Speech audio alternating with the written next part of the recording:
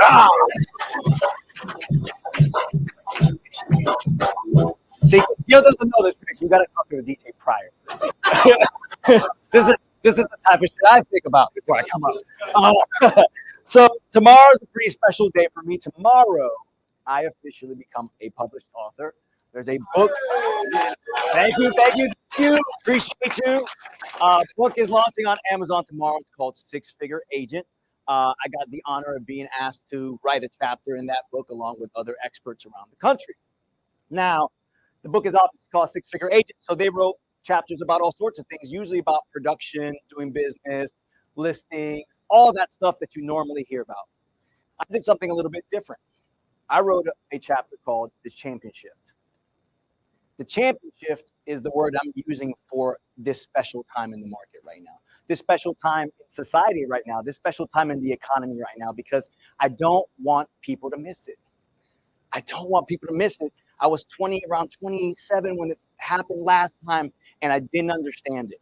So I wrote this chapter specifically to get everybody in the right mindset. But the thing is that I named it The Championship because I wanted to kind of soften it a little bit. I want people to get excited about it, because if you actually listen to the news and all that stuff, people are like, interest rates this, Airbnbs are dying, all this kind of stuff. And I was like, no, guys, this is the time where you can become a champion, because I've been through this before.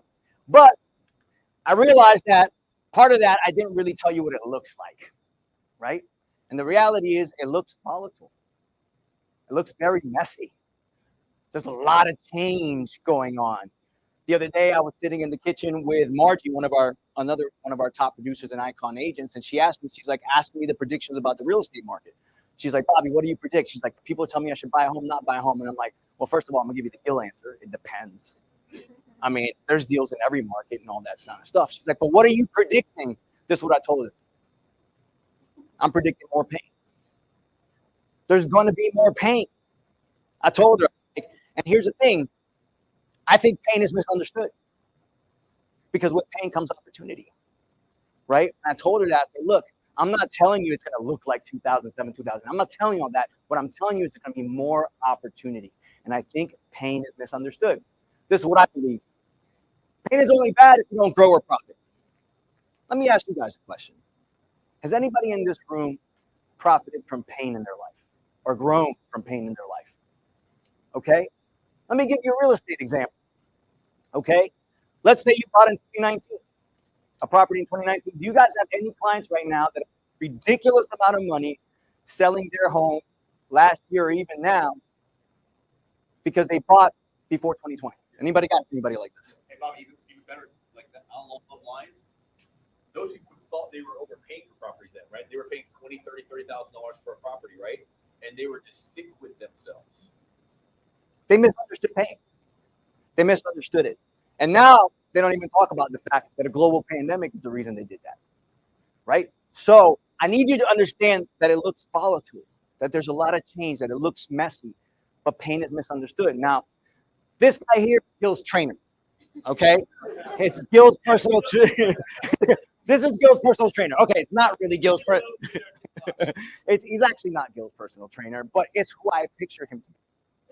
Because I went to a mastermind with Gil, and on the ride back, Gil's like, hey man, I got this really swole up Jamaican dude that's my new trainer, right? And Gil's like, dude, I went up there and he walked into my garage, and I was like, hey man, I want to get ripped up just like you. I want to get big, strong, just like you. And you know what this Jamaican cat said? He said, don't worry. Purification comes from pain, man. How I looked at Gil in the car, I said, that's the hardest shit I've ever heard. I said, that's hardest shit. That is the hardest thing that I've ever heard. But here's another way that we can kind of say the word pain. Okay? We're going to say the word disruption.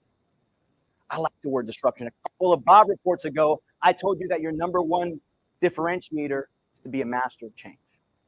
Because a lot of people run from change. A lot of people are scared from change. But if you use it as your opportunity and as your tool to grow, it's a big, big deal. Disruptive thinking, get the book, thank you, Michael Collier, for disruption is what you want to be the master of. And here's what TD says. God will promote you to the level of your tolerance of pain. Let me say that again. God will promote you to the level of your tolerance of pain. Isn't that true? Who can outlast? Who can survive? Who can see opportunity where other people can't? That's how you get promoted in this game. So here's the deal. You got a decision to make. You got a decision to make.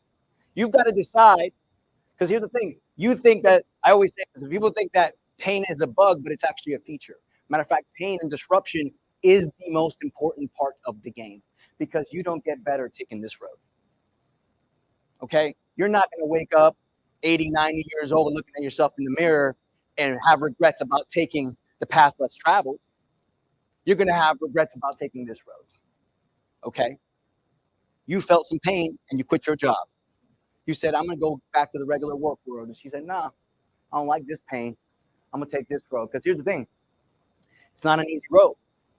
One of my favorite verses in the Bible says this, enter through the narrow gate. For wide is the gate and broad is the road that leads to destruction, and many enter through it. But small is the gate and narrow the road that leads to life, and only if you find it. Enter through the narrow gate. Do what most people are not willing to do. And guess what? Real estate's a narrow gate. If you're sitting in this room, you have already entered through one narrow gate. Because 98% of people in this world will not get into real estate or entrepreneurship, which is what you're in. You're in real estate entrepreneurship. And you walk through the narrow gate and you made a decision. Oh, yes, I could take a job and I know that they'll guarantee me this amount of money every couple of weeks, but I will be miserable. I'm going to enter through the narrow gate and get into real estate. So I had the opportunity to go to this conference a few weeks back. So somebody gave me a ticket. I was like, gotta go. Look at this lineup. Look at this lineup. What's that you said? What'd you say? That's right. Yeah, because this guy did not help. So, man, I got to hear from Tim Grover, Grant Card Magic, and my boy. I got to hear from a guy who I consider to be the master of pain, David Goggins. Anybody who knows David Goggins? Okay, if you haven't read his book or listened to his book, Can't Hurt Me, please do it. I'm on my fourth Audible listen because it gets me so amped up. This guy's a master of taking disruption and turning it into growth and profit. Okay, so if you don't know his story, he was severely abused as a child, very abusive father, trauma after trauma after trauma, but he had a desire. He wanted to be in the military. He actually tried to be a paratrooper, failed at that, and just got so low because of what he felt about himself, right?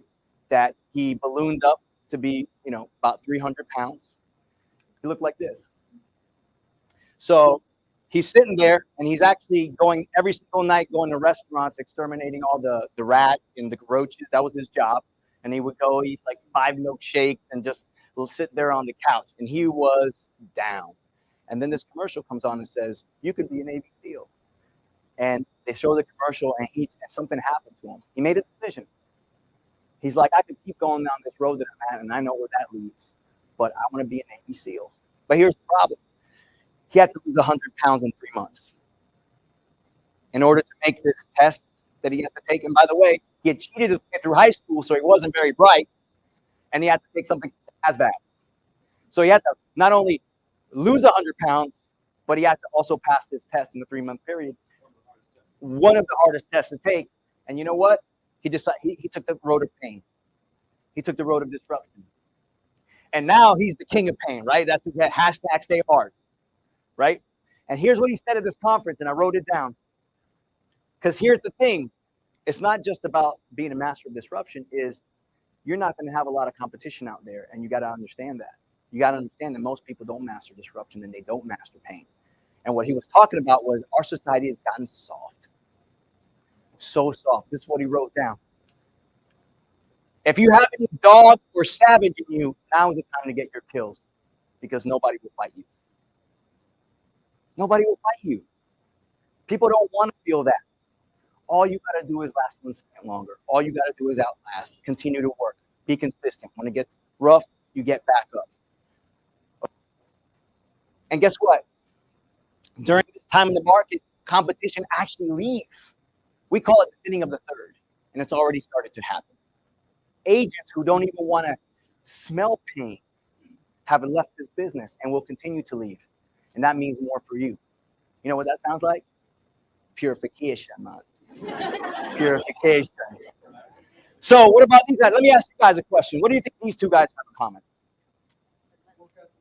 Relentless work ethic. Do you think these guys are, have a balanced life? Do you think these guys are like, I'm gonna leave practice early, gotta make sure that I pick up the kids, do this, and make sure that everybody's all right? Do you think they have a very balanced life? No, it's actually very unbalanced. Here's the thing, during this championship, you should be looking to be unbalanced. Okay, the one thing these two guys have in common is they're obsessed. It's their obsession. You will never do anything pretty without being obsessed with it. I'm gonna tell you right now, you will not dabble your way there. You're gonna be obsessed with it. Now, you know how I know? I have to listen to their trainer. This is the guy that trained Michael Jordan, trained Kobe Bryant, and Dwayne Wade. So he knows a bit about this. And he said this, and I was like, obsessed people give interested people something to talk about. Take a picture of that. Obsessed people give interested people something to talk about. We don't talk about the guys that dabble or the women that dabble. Everybody who we are of significance in this world, who've done major things for this world that you know by name, even though you don't know them personally, was obsessed. They give us something to talk about. I want you to be that kind of person. So you're going to ask me, Bobby, but is it all chaos? Is it all like, is this going to be just like, is this going to be like a rough ass road for a long time? Is it all good? No, actually, it will get comfortable at some point. But let me tell you how to build comfort, because comfort doesn't come from taking the easy road. It comes in three ways. One thing Tim Grover said is, you want to build comfort, build your skills. Build your comfort through skills. Set habits. Build your profession. Get skills. That's how you get comfortable. So when you go game time, you don't think, you just do. And people think you're doing stuff flawless. Like, how does he do that? I built skills to do this. You don't think I prepped for this shit? Like I spent hours trying to get you them slides last night. I was rehearsing it this morning so I could deliver the shit. So that I don't come in here shitting my pants like most people do when they get in front of a room. I built comfort through the skill. And you guys can too in your real estate business. The second thing is scale. And your boy Grant Cardone said this. Scaling is the only protection. Listen to me. Do you know what scaling is? Scaling is growing so big people can't deny it. When the market crashed last time and they said that banks were too big to fail, you know what that meant? That meant they had so much power we couldn't let them fail.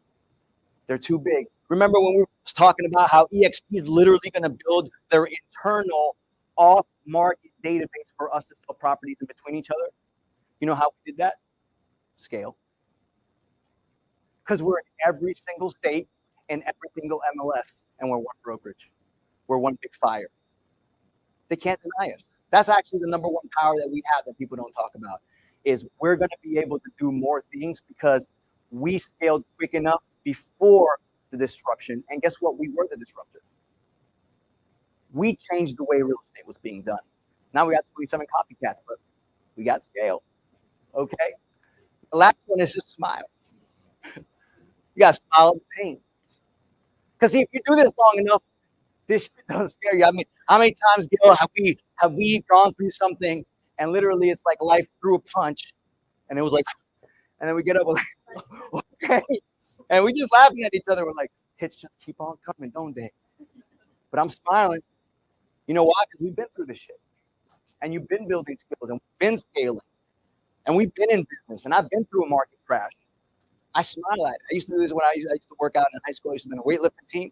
You know what? When they used to stack the big, it's intimidating when you're trying to lift a lot of weight. Like like the bench press. In high school everything's bench press, right? And so I'm 165 pounds, and we're putting 3 plates on, and I got to lift 320 pounds off my chest, right? But my thing was, I smile at the weight. I used to walk through, I smile at it. I smile, and then when you lay down on the bench and start doing your hand thing, I'm just smiling at it. Okay, it's you and me, baby. It's you and me. But that's how it's gonna get. So the pain ain't gonna mess with you no more. Okay? But there is one final evolution that I want you guys to get to. Okay? It's not just being used to disruption or mastering disruption. But something happened during the rise time. It was during Grover's thing. It was actually during his opening. You know how like speakers come up and they have a highlight? They got a little sizzle reel. And there's like all these clips and like all this stuff. Well, Before Tim Grover comes on, he has his little sizzle reel for a couple minutes, clips Michael and Kobe and like him talking. And in the background, there's this big storm going on, right? And it's like the music building up to the crescendo right at the end. And right at the end, his face pops up right in front of this storm. And this is what he says directly into the camera. I am the unexpected turbulence. And I was like, yo, that's not I'm like, yes, you are. So here's the next level is you become the disruption, right? You become the disruptor. You become the person that can walk into any situation and find the opportunity. We were talking about that on my team yesterday. This deal was like, oh my God, these Airbnb's prices are lowering in the neighborhood. I'm like, great. Go to every single person in that neighborhood that said it's time to sell. You're going to dominate that neighborhood where everybody else is like, oh my God, I can't sell my listing. You're going to be like, I'm racking it all. It's time to sell. That's a different type of mentality. That means that you're a disruption.